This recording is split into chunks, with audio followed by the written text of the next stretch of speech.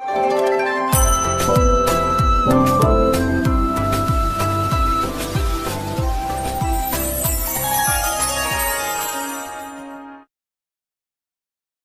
जगन्नाथ मु दिवाकर दास आपण मानक प्रणाम करुच्ची कलिजुगर शेष में कौन कौन घटना घटव मालिकार स्वतंत्र भाव में लिखिं महापुरुष मान आज जशवंत दास से मालिकार कथा को आम कहूँ जार नाम हूँ भविष्य मालिका जशवंत दास लिखिं भक्तबंधु एमती समय आसव जो समय भितर कौन घटव कहले अन्याय होइब मही कली शेष बेले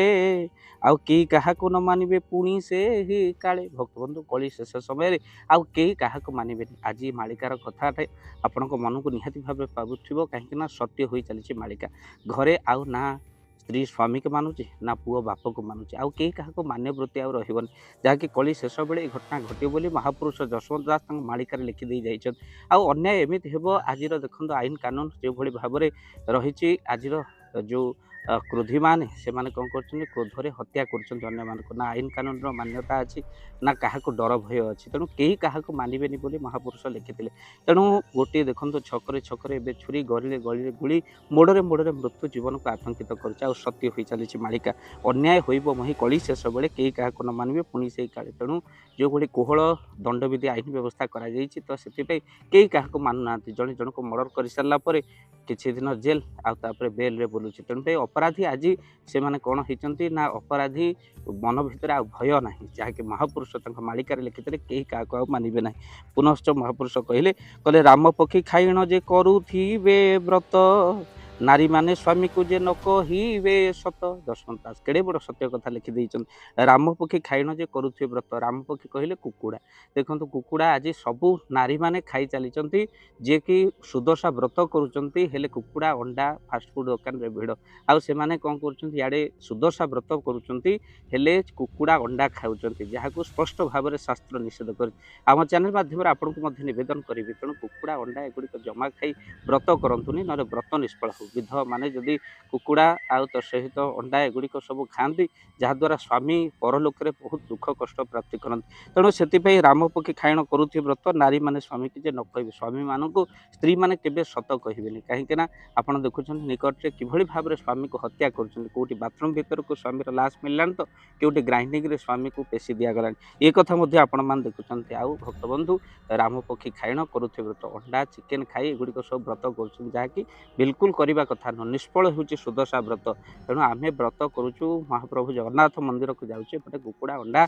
खाऊँ जहाद्वारा व्रत नष्ट हो तेणु ये वीडियो को निहाती शेयर करेंगे से पाखु जहाँ स्पष्ट रूपे महापुरुष मना कर पुनश्च महापुरुष कहले कहले घोर अंधार जे पुणी माड़ीण आसब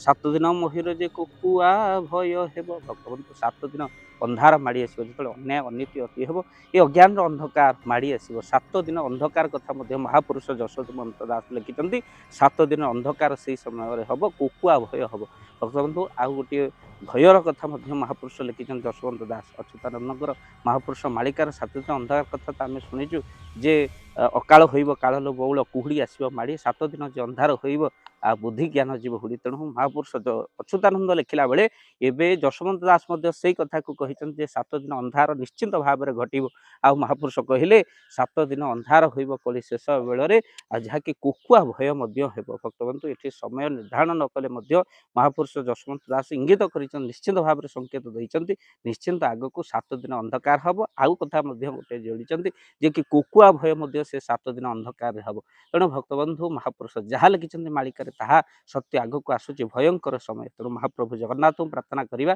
सृष्टि जार दृष्टि ताहार जगन्नाथ महाप्रभु ए विश्व को रक्षा करंतु जो भाई भयंकर समय चली तोते ही तुई रक्षा कर मुहि तो निमित्त मात्र वीडियो को शेयर करेंगे जो मैंने मालिका को मिथ्या बोली भावुँ वीडियो पहुँचे ये जे कि आग को 7 दिन अंधकार जशवंत दास महापुरुष लिखिं मालिका भक्तबंधु वीडियो को शेयर करेंगे चैनल जदि नुआ चैनल को सब्सक्राइब कर दिया जय जगन्नाथ जय पंचसखा जय जगन्नाथ धन अर्जन धर्म करी धर्मे प्राप्त नरहरि आपण उपार्जित धन को जदि धर्म कार्य लगेगा चाहूँगी किसी असहाय असुस्थ व्यक्ति पाखे आम प्रतिदिन पहुँचू आउ किसी सहयोग करूँ जदि आपणकर से गुंडुची मूषा भली दान से कार्य लगे चाहूँगी